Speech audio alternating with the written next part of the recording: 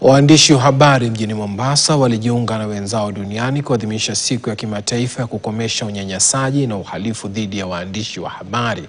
Maadhimisho ya mwaka huu yamelenga changamoto na vitisho vinavyowakumba waandishi wa habari wanawake katika majukwaa ya kidijitali, hali inayozuia uhuru wa kujieleza. Hafla hiyo iliwaleta pamoja waandishi wa habari, watetezi wa haki za binadamu na viongozi akiwemo Seneta wa Mombasa Mohamed Faki na waziri wa ardhi wa kaunti ya Mombasa Mohamed Hussein Hamado.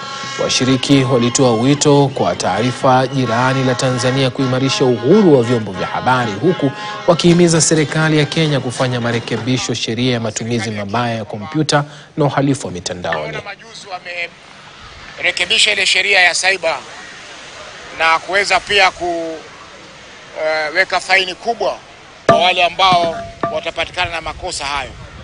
Lakini tunasema kwamba hiyo pia inazuia kwa kiwango fulani uhuru wa wanahabari kuweza kuhabarisha wananchi na kutoa taarifa tofauti tofauti. Kwa hivyo tayari tunajua iko kotini hiyo kesi, lakini tunasema pia serikali iweze kuangalia hiyo sheria, kwa sababu haina maana ya kuwa na sheria ambayo itaweza kuzuia haki za wananchi wa Kenya wakati tuna katiba ambayo inatoa haki. Wanahabari ni jambo muhimu katika nchi.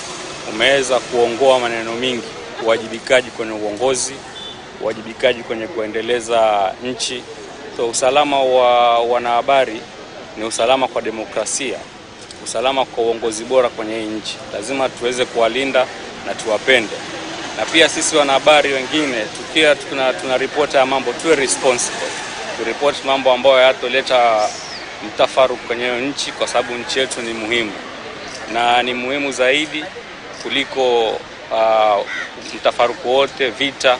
So mkiwa responsible, hii nchi itaenda vizuri.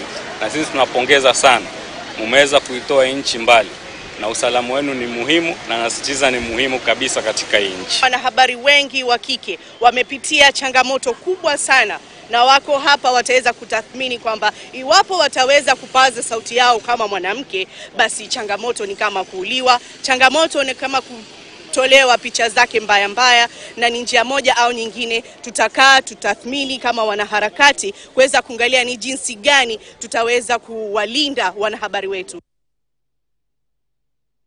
Rais Samia Suluhu Hassan amejikuta